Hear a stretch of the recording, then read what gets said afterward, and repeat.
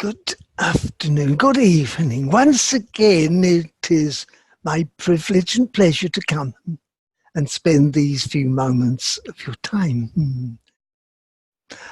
I want to start with a little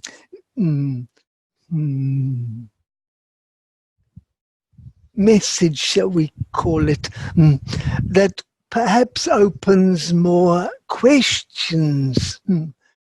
And that is to answer, shall we call it, a question that is always pervading. One creates one's reality. And everybody thinks that means that you can have whatever you want. As if whatever greediness you want will be fulfilled if you can focus your attention on it to the exclusion of anything else. Shall we say, if one does that, one's actions will align with that desire, and one will often achieve what one is wanting. But with every wish comes a consequence, and very often the consequences are not linked so thoroughly with the desire. Putting it another way, if one wishes to align one's will, shall we call it, with the will of God, then you are aligning with an evolutionary pattern. And of course the divine will bring that into being. And along with it, of course, the consequences will be, shall we call them, more to one's liking. That is enough to put that in before we, shall we call it, getting down to business. So let us begin a conversation. Thank you. It's really good to be here again with you today. Today I'd like to have a conversation with you about our path of spiritual discovery. I have a couple of questions that have come about from your opening statement. But before we get to that, if we can talk about how many of us are having what we call a spiritual awakening, a particular event that sends ourselves into a spiritual path. Now, is this happening more and more on the planet at the moment? Shall we refer back to our previous times where you have to recognize that, shall we say, at the moment of change, one has, shall we say, reached the end of the line. You understand, if the train reaches the last station and you want to go further up the track, one gets off and climbs aboard the bus. If you understand, one changes tack, as it were. So, shall we say, humanity has arrived at its critical point, and as a result, shall we call it, chaos ensues. And chaos is not a bad thing. It is, shall we say, aligning to a new direction. And so what you call a spiritual awakening is awakening to consciousness. One is becoming more, shall we call it, aware of the nature of reality. One starting to see that everything does indeed have consequences, and the consequences are not, shall we call them mathematical.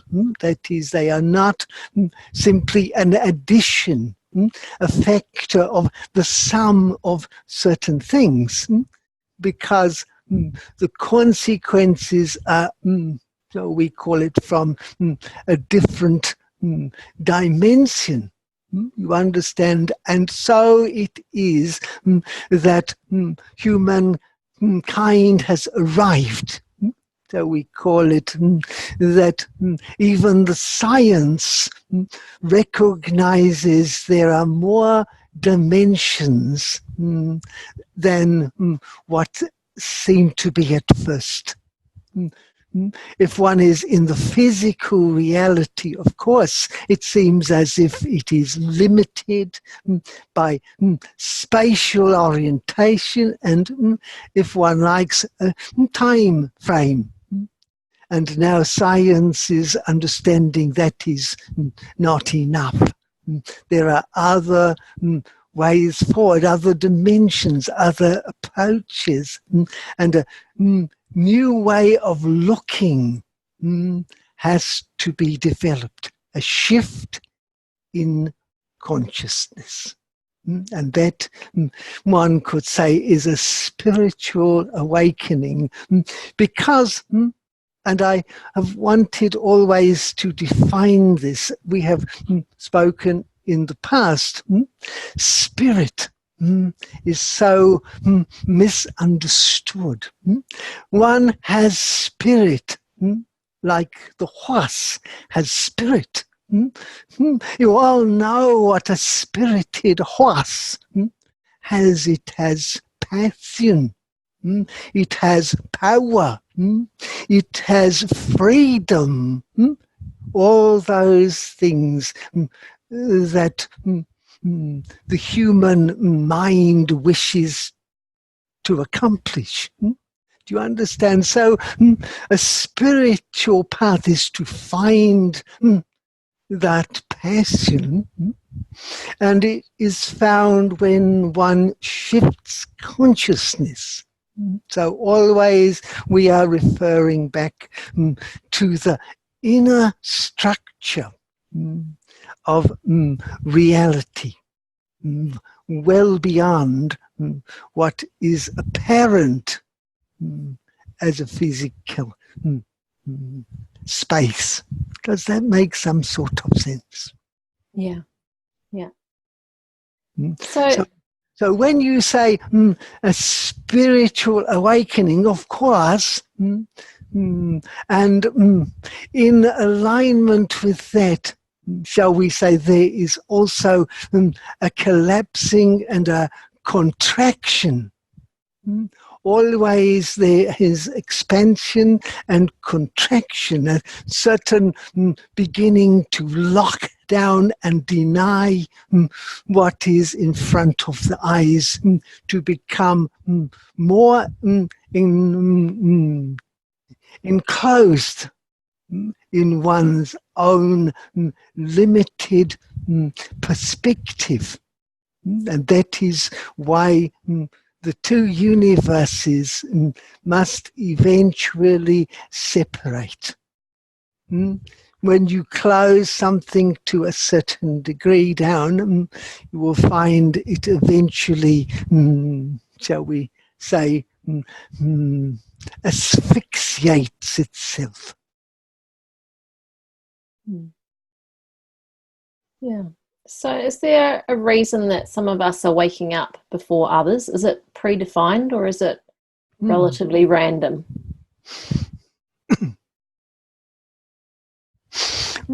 Shall we say that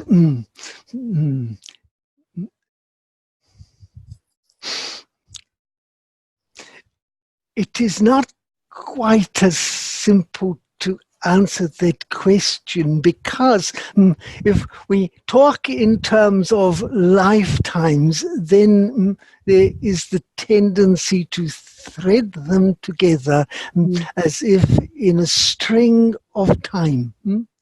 And that is not how it works at all. However, shall we say, certain soul character has an opening in which resonance is more able to be achieved. Shall we say, have these beings had other lifetimes? There is that thread, of course. So, shall we say, some are predisposed to having an open mind. When you have an open mind, you begin to explore. You are not taken to holding rigid ideas. And as such, you begin to explore your world around you. And as soon as you begin to do that, you begin to see beyond what is formally instructed. You begin to see that what you were indoctrinated with is limited. It has boundaries so tight that you feel suffocated. Do you understand? So then one begins to break out, and as that occurs, more input, more perspective becomes available. You begin to recognize that your inner senses, your, shall we call it gut feelings, your sense of connecting with your universe increases.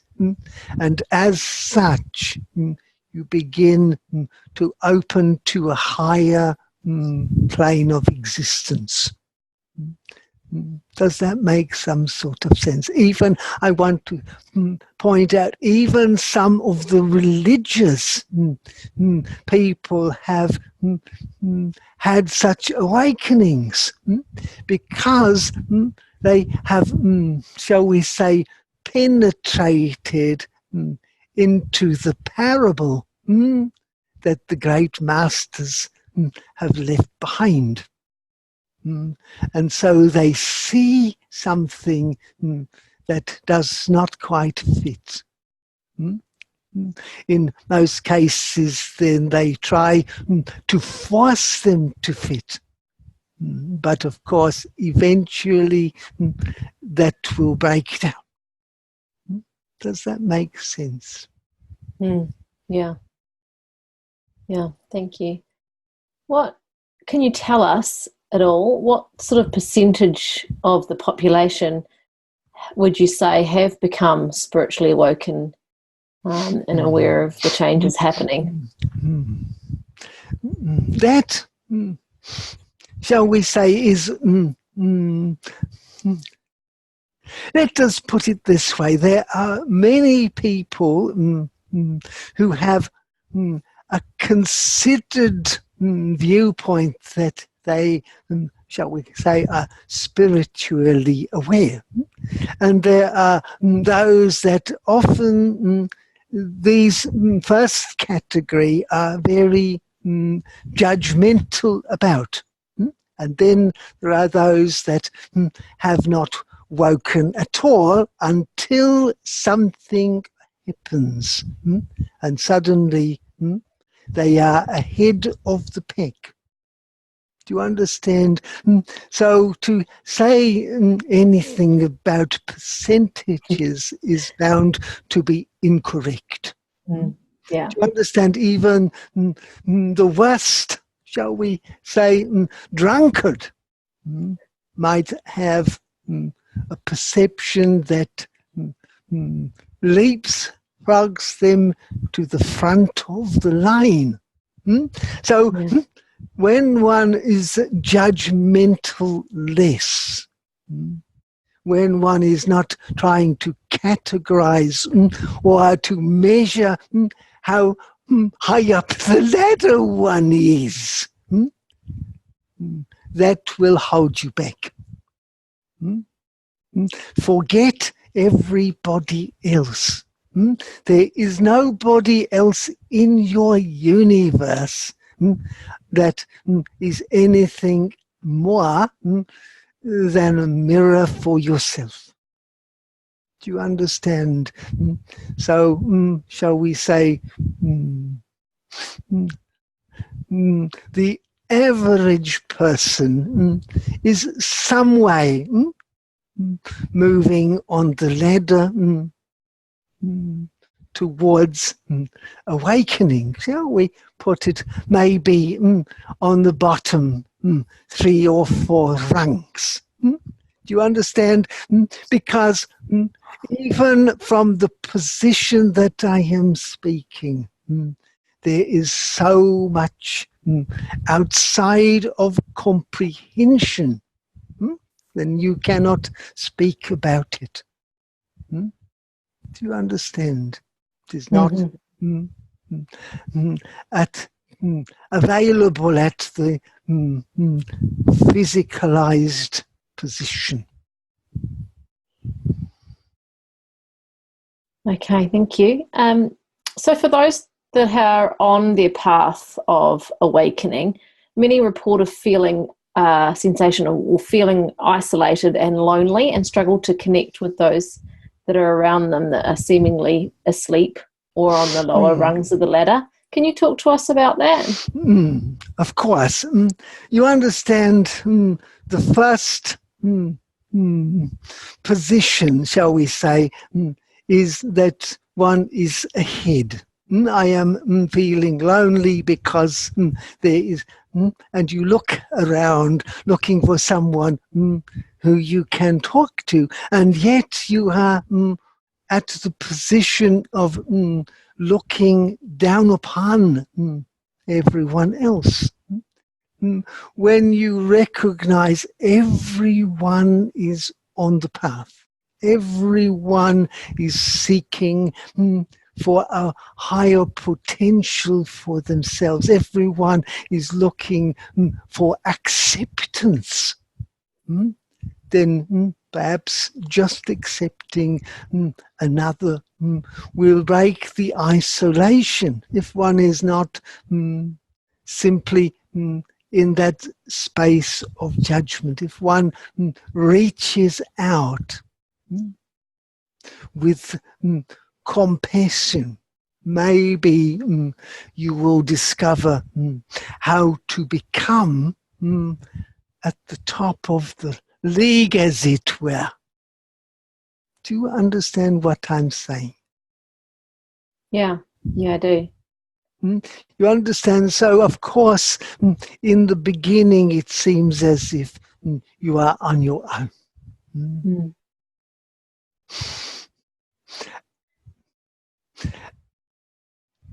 It is important to recognize what the heart is. Shall we say the heart is the organ of connection.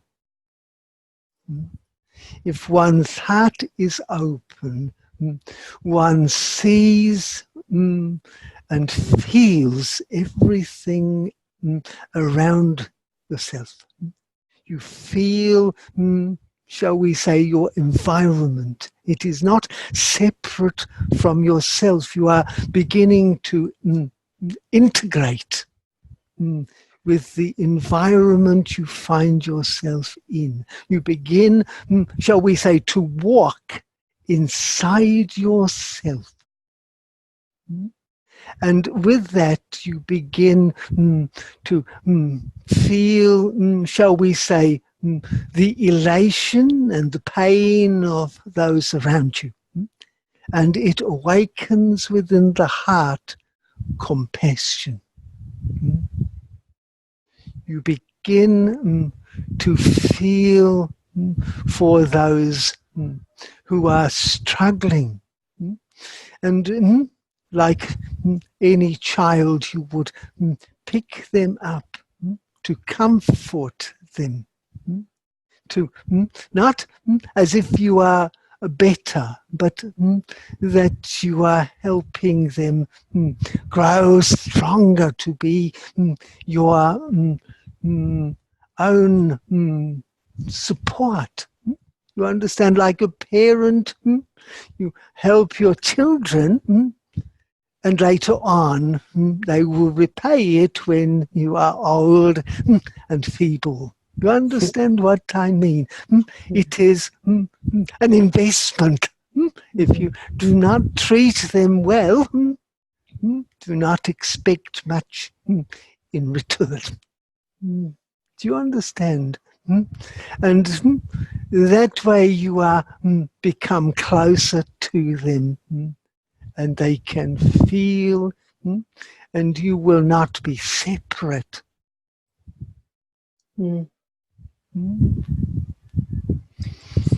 So my next question was actually around how do we influence those that are around us that are seemingly struggling? And I think you've just answered that. Is it really just about feeling the compassion? Let us say this. If you are with someone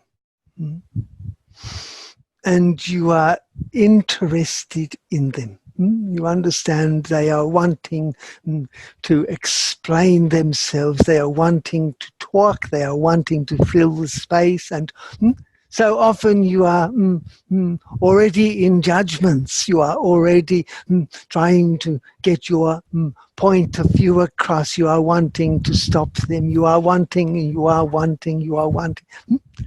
Instead of feeling into them, feeling what is really happening, and then, shall we say, sending them appreciation. What a beautiful person is struggling. They are not evil beings. They are not, shall we say, self-indulgent. They are not any of these things. They are struggling. And when you appreciate them, you send them your appreciation, you look at them with eyes of appreciation, and you engage with listening, you will discover almost immediately they will wind down. Maybe there will be a few tears. You understand? And it is not for you to engage in helping and nurturing and all of those things to stop the tears. It is to appreciate that they are releasing what is holding them up. You are still in appreciation.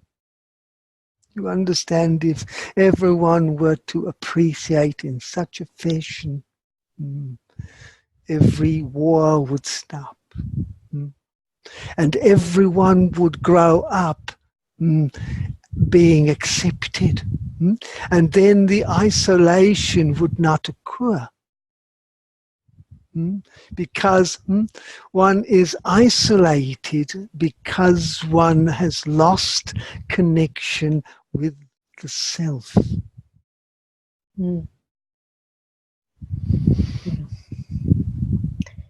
My next question I'd like to know is, do we have an individualized life purpose? And if so, how could we find out what it is? There is destiny. And there is what is often called fate. One can change one's fate, but one's destiny, shall we say, is chosen at the beginning. One comes into, shall we say, the social arena, the parents, the culture, the place on the planet, wherever it is, and you are born in time. And as such, many things are powerful that sets you up for the experiencing of life. Then your choice is to live your passionate.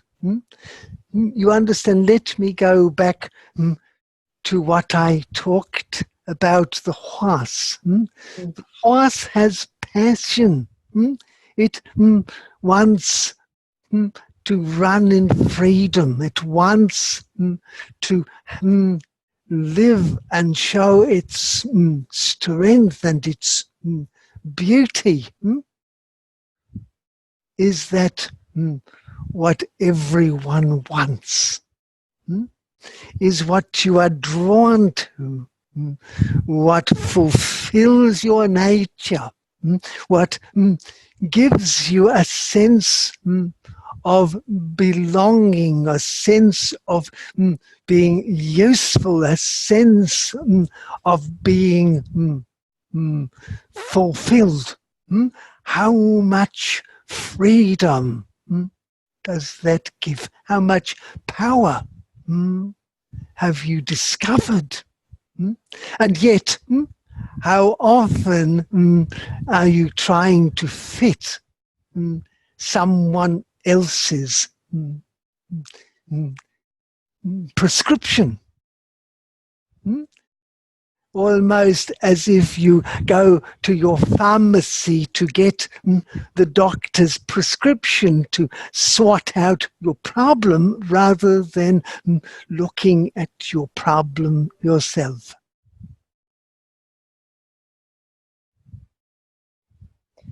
So what sort of advice would you give to those that aren't sure if what they are doing in their life is their passion or is their destiny?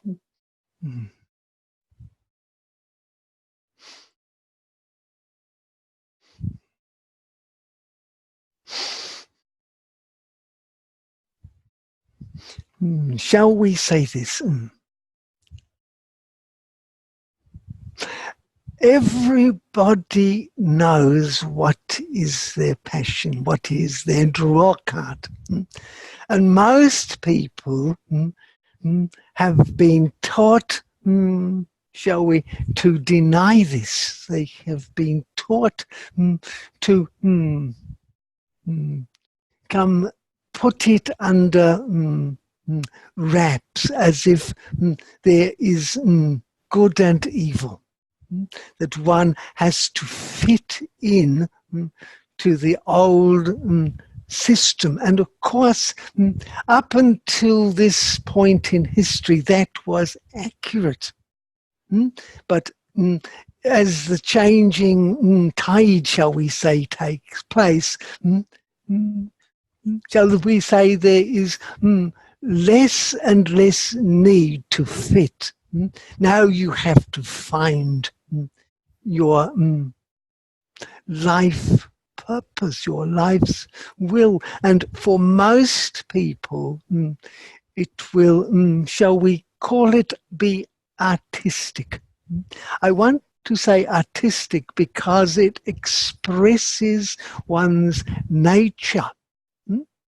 Shall we say there are some people who are really very good with, shall we call it, singing or dancing or painting or making beauty. That beauty might be, let us take an example, designing a city. It looks as if it is pavements and buildings and so on, but most of the cities destroy the beings within them because they do not have beauty. They do not flow, shall we say, as they should. So someone who designs a city of which it is encouraging for the people within, then the people within will automatically discover their purpose. So it is quite common that people who live and, shall we say, have their framework in the countryside often are more fulfilled because they fit, and their passion and their life purpose can be elevated in that situation. But that isn't everybody. Some people are more socially oriented. Then the city provides that mechanism. But ugly cities do not. You understand what I mean? And so often people talk about certain things. Let us say this. Why is it that Paris is the house, the city of lovers? You understand? Because it brings that out. And being a lover in Paris is not sexual. You understand? There are much more sexually exciting cities, or rather, shall we say, parts of cities. Shall we say, isn't it interesting that Rome is more sexual? You understand? Yeah. The lover in Rome is different to the lover in Paris. That is because of the nature of the city and its historical past and how it has developed, and nature of the people who live in it. Yeah. You understand? I want to bring this out because so often one cannot see that one's sexuality is artistic. One could be very engaged in such a practice. And it is different to what is so often taught. Do you understand? I am saying anything that engages one. Any, shall we say, some people are engaged in what you would call tinkering. They like to, shall we say, in their shed in the back garden, tinkering away, and suddenly they have moved. It is a spiritual experience, often judged by those who consider themselves more elevated. Do you follow what I mean? Yeah. So I want to say, often you can get, shall we say, reflections back from counselors and coaches and so forth that help to bring it and to offer support and encouragement to break out of the limitations and take a leap of faith. And get back in touch with what's really our passion or our creativity. Or of course. And in doing so, you will find that you connect at a deeper and deeper level. Fantastic. What a lovely way to end today's session. Is there anything else that you'd like to add before we wrap things up? I would like to just say, as we have these conversations, these talks, there are so many keys. We drop keys along the way. If you can see it is a key, pick it up and look for the lock it opens. You understand? Because if you apply a key, then what you have been presented shall we say, the information that has been given becomes knowledge by experience. And that is the only thing of any, shall we call it, long-term value. That experience will go with you beyond what you would call the end. So once again, thank you for your time and your energy and your willingness. So thank you and good evening, good afternoon. Thank you. Thank you so much, Mercredan.